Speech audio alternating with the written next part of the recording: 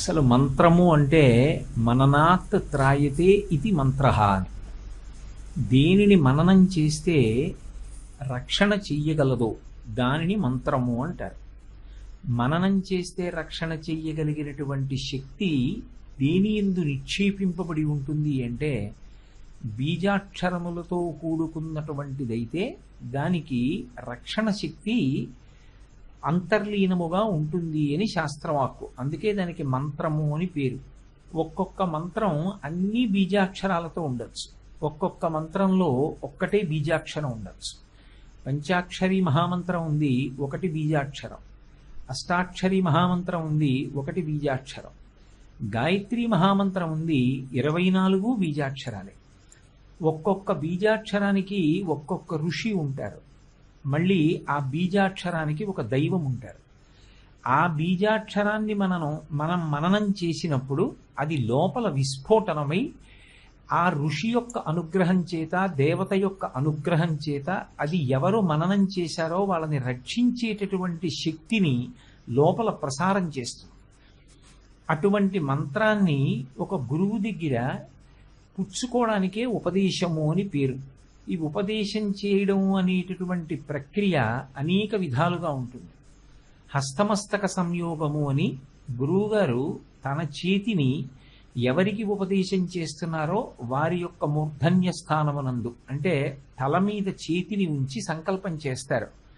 అంటే అవతల వారికి కూడా ఆ మంత్రాధిష్టాన దేవత యందు నమ్మకముండి, ఆ మంత్రము చేత రక్షణ పొందాలనేటటువంటి కుతూహలముండి, ఆ మంత్రాధిష్టాన దేవత యందు మనస్సు నిలబెట్టడంలో అభిరుచి కలిగి ఉంటే, అలా మనసు దానిని ఆశ్రయించడానికి యోగ్యతని పొంది ఉంది కనుక అంతకు పూర్వం ఎన్నో పర్యాయములు ఆ మంత్రాన్ని జపం చేసి ఆ మంత్రము యొక్క అధిదైవతము యొక్క అనుగ్రహాన్ని పొందినటువంటి వారు ఎవరుంటారో అటువంటి వారు శిష్యుడికి ఉపదేశం చేస్తారు.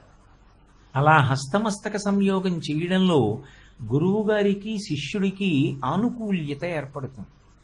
అది ఒక ప్రక్రియ.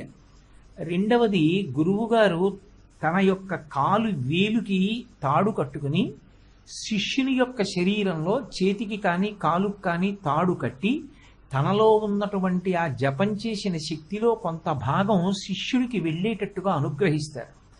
అనుగ్రహించి తత్కారణము చేత శిష్యుడికి కూడా ఆ మంత్రమునందు, ఆ మంత్రాన్ని ఉపదేశం చేసినటువంటి గురువు యందు పరిపూర్ణమైనటువంటి భక్తి విశ్వాసములు కలిగేలా అనుగ్రహించి ఆ మంత్రాన్ని ఉపదేశం చేస్తారు.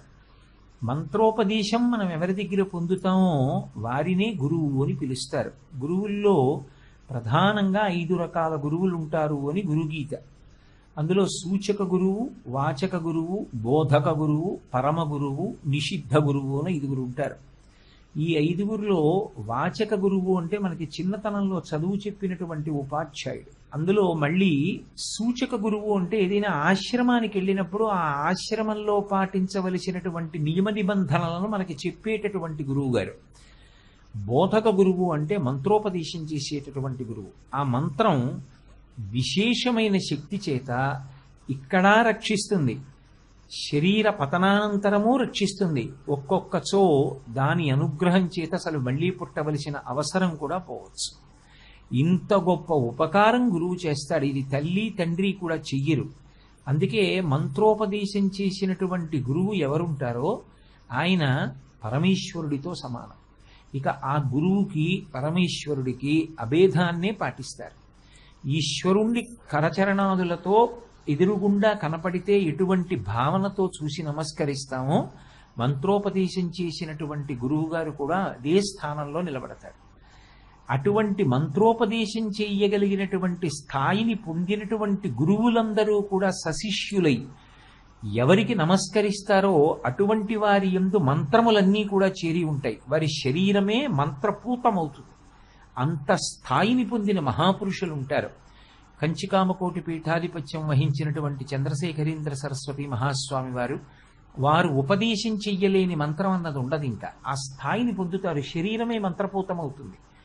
ఇప్పుడు శృంగగిరి పీఠాన్ని అధివసించినటువంటి చంద్రశేఖర భారతీ స్వామి వారు, అలాగే ఇప్పుడు పీఠాధిపతిగా ఉన్న భారతీ తీర్థ మహాస్వామి వారు, ఇటువంటి వారు అవతల వారిని చూడగానే అవతల వారికి ఏ మంత్రాన్ని ఉపదేశం చేస్తే వాళ్ళు ఉన్న స్థితిలో వాళ్ళకి విశేషంగా అనుగ్రహాన్ని ఇవ్వగలుగుతుంది, వాళ్ళు ఉన్న స్థితిలో అది వాళ్ళకి ఉపకారం చేస్తుంది అన్నది నిర్ణయించగలిగి ఉంటారు. అందుకే శృంగేరికి చంద్రశేఖర భారతీ స్వామి వారు పీఠాధిపత్యంలో ఉండగా ఒక వ్యక్తి వెళ్ళి నాకు ఫలానా మంత్రాన్ని ఉపదేశం చేయండి అని అడిగారు.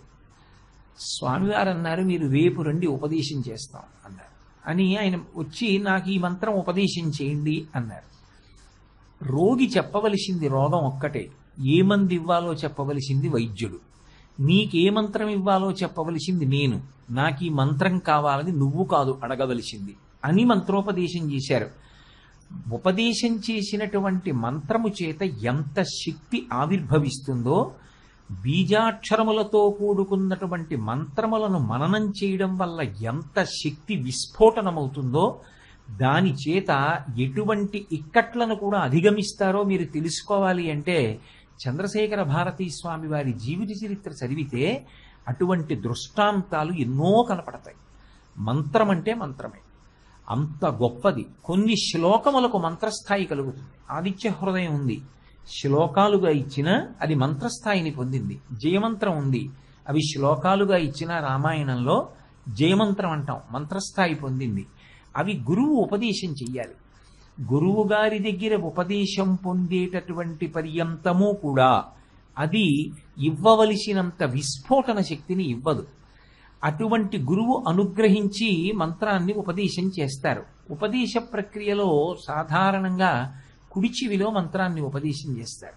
దంపతులుగా ఉన్నప్పుడు భార్య మంత్రోపదేశం పొందడం కన్నా కూడా శాస్త్ర విహితమైనటువంటి పద్ధతి ఏమి అంటే భర్త మంత్రోపదేశాన్ని పొందాలి.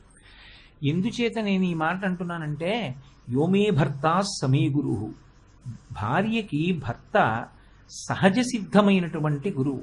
బిడ్డడికి తండ్రి ఎలా గురువో మయస్కరాయచ శంకరాయచ అని తండ్రి తనంత తానుగా గురువు. పిల్లవాడికి ఉపనయనం చేసి గాయత్రి ఉపదేశం చేస్తాడు, అది తండ్రి అధికారం.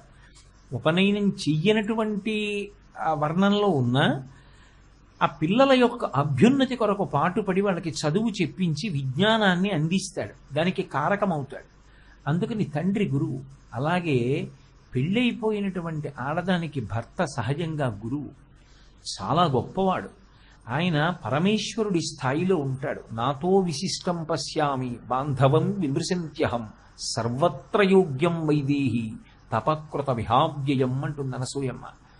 అంత గొప్పవాడైనటువంటి భర్త మంత్రోపదేశాన్ని పొంది కొంతకాలం జపం చేసిన తరువాత తాను జపం చేసిన మంత్రం ఏదుందో అది భార్యకి ఉపదేశం చేస్తే ఇద్దరూ కలిసి ఆ మార్గంలో నడవగలుగుతారు.